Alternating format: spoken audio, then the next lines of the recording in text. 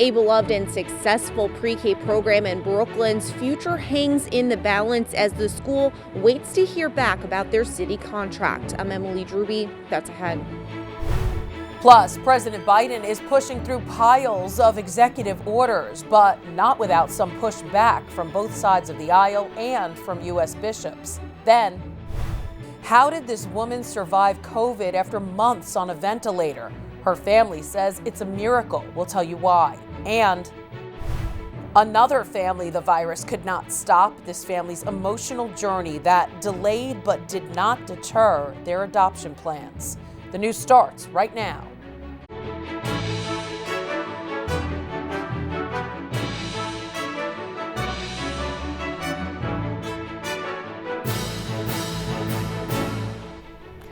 Good evening, I'm Christine Persichetti. A Brooklyn Catholic school serving 3 neighborhoods is waiting anxiously to find out if its pre-K program will be shut down next year. This after the DOE announced they're closing several pre-K programs across the city. Current News' Emily Drooby has the details. Good morning. Laura drops her son off for pre-K, knowing his day will be full of creativity and learning. Last time you went to the moon, right? You were on a space rocket. Nourishing kids' minds and their imagination. One reason why Laura loves the pre-K program at St. Stanislaus Catholic Academy in Greenpoint, Brooklyn. And she's not alone. And it's just one big happy family. The program here is amazing. He's learned so much already. But now the program is in limbo. I still don't know what to tell parents, and it's just an awful situation. Their pre-K 3 is private, but since 2016, their pre-K 4 has been funded through the city. 105 of those pre-K for all programs have been canceled for the 2021 school year. St. Stanislaus was originally one of them, but they've appealed. Now they're still waiting to hear if their contract will be cut, and they're running out of time. And registration usually opens, they haven't announced the window yet, but it usually opens around the first week of February. School officials are confused because they've been at max capacity for the past 6 years with a 30-person waiting list. They have high scores and great reviews from parents. Last year, they were even asked to expand. The free program is also crucial, serving Greenpoint, Williamsburg, and Long Island City, all areas where rents have skyrocketed. Parents rely on it. I mean, it saves them a ton of money, and I think it's kind of unfair to pull out the rug from under all these parents during a pandemic where they really can't get into schools. Schools are closed right now. Whether it's positive or negative, just give us an answer so that we know we can plan and help ease the tension and help ease some of the pressures that our families are experiencing right now, which is important to us. They've been asking for help, setting up a petition and urging their community to email the DOE, but still nothing. Current News reached out to the DOE. They say the appeals process is ongoing and that the schools should hear back in the next few weeks. Frank tells us that if this waiting game does end in them losing their contract, they will look into creating a private program, but that it won't be free. A major blow to this community. In Greenpoint, Brooklyn, Emily Drooby, Currents News. Federal health officials are acknowledging that the vaccine rollout has been slower than expected. The Centers for Disease Control now releasing new numbers that confirm the anemic start. So far, 41 million doses have been distributed, with just over 19 million people having received 1 dose of vaccine. That's compared with 3.3 million who have been fully vaccinated. Only 16% of the prioritized population have gotten that much anticipated shot in the arm. The new numbers come as Governor Cuomo announces that New York State will start easing some COVID restrictions and reduce the number of micro-cluster zones, even opening up parts of the economy to include indoor dining in some restaurants throughout the state. But no such luck for the Big Apple. I think we're at a new place now, and we can start to adjust that valve and start to open up more economic activity. The good news is that the infection rate in the city has been on the decline from almost 8 points at the beginning of January to 5.8 now.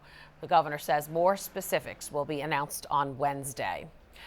Meanwhile, President Joe Biden's nearly $2 trillion COVID relief plan is getting some pushback from lawmakers on both sides of the aisle. The president estimated it could take weeks to negotiate another relief bill, but said he's willing to compromise. At the same time, Biden continues to reverse policies created during the Trump administration, including reinstating COVID-19 travel restrictions on non-U.S. citizens who have been in Brazil, Ireland, the UK, and much of Europe, and extending them to South Africa because of the COVID strain there.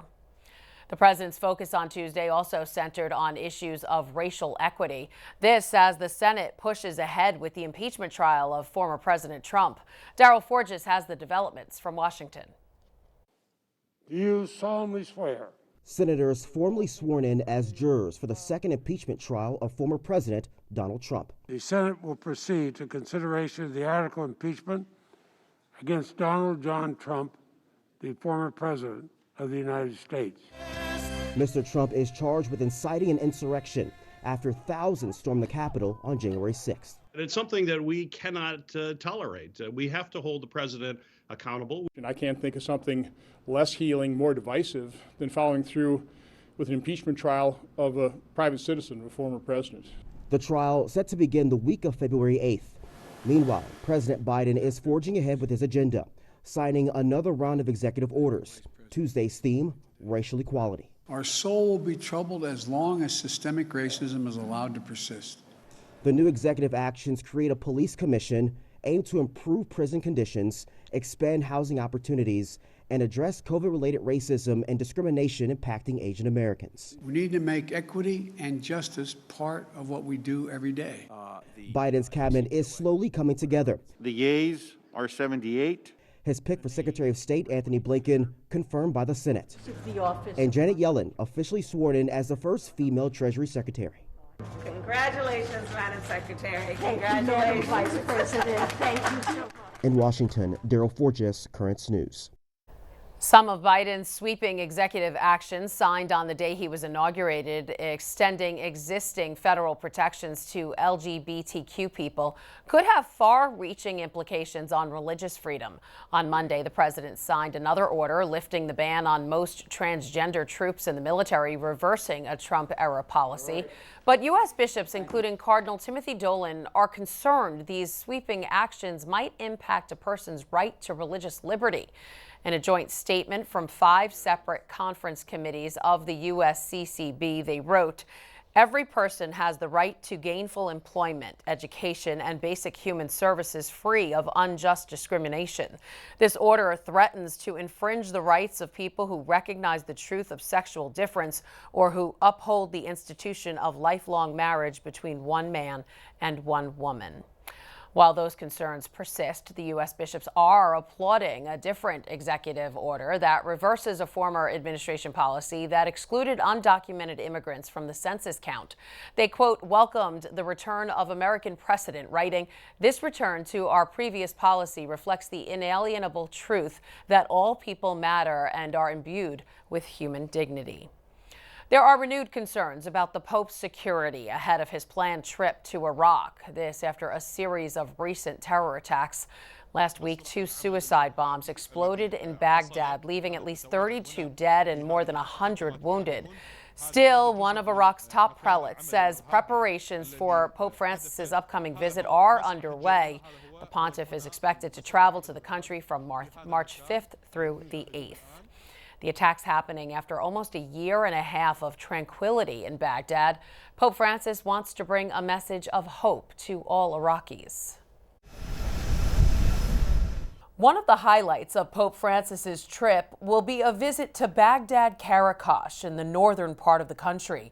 The city holds the country's largest Christian population and is a symbol of ISIS hatred. In 2014, terrorists forced its 50,000 inhabitants to leave. This is how the city was found by those who returned 2 years later. The same thing happened to this priest and to this group of nuns. Father George Jahola is one of those who worked to rebuild homes. Thanks to his efforts, 23,000 people have already returned to the city. The city is now shining, first of all because of its citizens, Also, as a parish, its faithful are shining. It shines in the houses that have been rebuilt as a sign of recovery and the tenacity to remain in this land. George Jahola is organizing the Pope's visit to the city of Caracas, which he prefers to call by its Aramaic name, Bagdada. There, Pope Francis will hear stories of martyrs and heroes. For us, the visit is a gesture of encouragement, a message to the faint of heart who thought this land was no longer worthwhile. It is worth it because the Holy Father wants this country, these people, to rise and resurrect in this land. There's a lot more news headed your way. First up, after 2 months on a ventilator, Lisa Martin's family was about to say goodbye, but God had other plans. Then they waited years to adopt their daughter, and then the pandemic hit. I'm Jessica Easthope with one family's emotional adoption journey that ended with them finally getting to hear the gavel slam. And the tablet art contest is wrapping up. How you can see the winners and not miss out on the fun coming up. Now you can help us put your faith in the news. The next time you capture a newsworthy event, send us your pictures or video. It's easy. Go to netny.tv/send us, and you may see your submission on Currents News.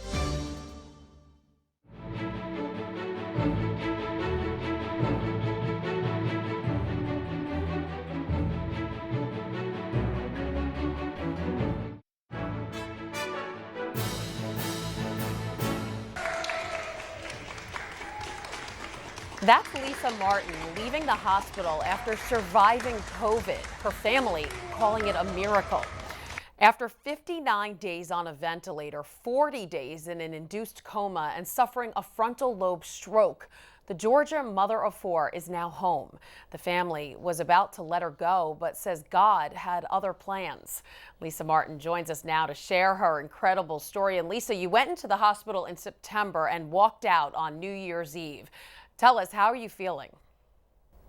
I am feeling so much better. Every day I get stronger and every day just gets better. So glad to hear that. Now, doctors told your family to say goodbye, but they wanted to wait 11 days before taking you off the ventilator. And tell us how God had other plans for you. So the reason that they decided to wait 10 or 11 days is because at that point, I would have been in, it would have been 10 days, a whole month that I was in the coma. And they wanted to have time to think about it and pray about it. They didn't want to just make a snap decision. Right. And so that's why the 10th or 11th day is so significant. I literally woke up at the very last hour. Oh my goodness. So tell me about that. What happened? You opened your eyes. What did you see? What were you thinking? Okay, so let me back up just a moment and fill you in on, I caught COVID in September. My husband caught it at work. On the 8th or 9th day, I just couldn't handle it anymore. And I told my husband, I have got to go to the ER. I walked into that ER requesting the vent. That's significant, also a God thing, because my husband and I are really knowledgeable. I have a master's degree, he has a doctorate degree, and we research everything. But I can tell you, I knew nothing about the vent. But my lungs were so far gone that when I got into the hospital that day, God just placed on me, I had to be on a vent. And I was later told that it was the vent that saved my life. Wow. And now, how has your faith been helping you during your recovery? So, another significant thing I feel like God did for me, when I was in my coma, I was on fentanyl and some really powerful drugs that gave me hallucinations. The whole time I was in the comatose state, I was having horrible hallucinations, and they were so bad that when I finally woke up and I was paralyzed and I couldn't talk and I'd had a stroke, I was so happy to be alive that none of those mattered to me. I had gone through such a horrible hallucinogenic state that when I woke up, I didn't care that I was paralyzed. I didn't care that I couldn't talk. I didn't care that I'd had a stroke. I was just so happy to be awake and with my family and out of that hallucinogenic state. And I think that's why I have a positive attitude. I don't remember 3 months of my life because I was out. Wow, it So, really is an incredible story. Lisa Martin, thank you Yes. so much for sharing your story with us. Yes, thank you. Lisa's COVID story is just one of many. One couple was just days away from adopting their daughter when the virus shut down New York City. We first told you about their struggle when adoptions were halted because of the pandemic. Currents News' Jessica Easthope caught up with them after finally getting the happy ending they waited 9 months for. Cece, can you slam the gavel for me? A sound the Gebhardt-Schmidt family's been waiting to hear for years. High five. Lindsay and Peter have Evelyn, their biological daughter, Cece, their adopted daughter, and a foster son. Does it have your name on it? In November, they finally adopted their daughter, Cece. It was a happy ending, years in the making, but the pandemic proved to be their biggest hurdle. We spent a number of years trying to adopt her, dedicated to her, particularly, her education, interacting with her biological family. We were only 3 days away from adopting her, and the pandemic happened. In 2019, 202 adoptions were finalized in Brooklyn. In 2020, that number dropped to 61. The rest were delayed. Lindsay and Peter spent a grueling 9 months wondering if the day would ever come. To us, she's always been our daughter. Now, legally she is, and everything that comes with that. This is the photo of Cece falling asleep on my husband's chest. In the time it took to adopt Cece, Lindsay and Peter had some tough decisions to make, one of them being her name. But like many parts of their adoption journey, they let faith lead the way. We called her Cece because her initials were CC when she was born. But when I was confirmed, I actually chose Saint Cecilia. And so we did make the choice to go ahead and change her actual given name to Cecilia after Saint Cecilia. Lindsay says those 9 months tested her faith more than any other time in her life. The biggest thing that changed for me was the story about Jesus in the garden. It's definitely changed the way that I see the Bible and what I believe is someone making a huge sacrifice. Lindsay and Peter say they've learned when you're a foster parent, there's always another hurdle. Right now, that's adopting their foster son. The longer it takes, the harder it is to sort of answer those questions about why is his situation clearly so different than his sister's. Oh, you're the best. It will most likely be years before Lindsay and Peter can adopt him. But now they know if they can make it through this, they can make it through anything. Together. In Bedford-Stuyvesant, Jessica Easthope, Currents News. Celebrations are in order as the tablet's annual Christmas art contest has finally come to an end. Yay! Students in grades 1st through 12th from Brooklyn and Queens created great works of art that highlighted the theme, Keep Christ in Christmas. An awards ceremony is being held to congratulate this year's winners. You can watch all the festivities online and catch all the winners from this year's contest. Just go to thetablet.org/2020 art contest or visit us on Facebook. Still to come on Currents News. It actually came with this crazy rumor when we bought it that it was built by a bootlegger.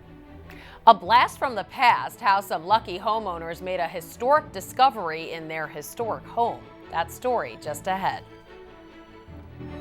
Do you have a story idea or want to share a tip? Email us at newstips@desalesmedia.org or call our 24-hour number 718-517-3122. We'll be right back.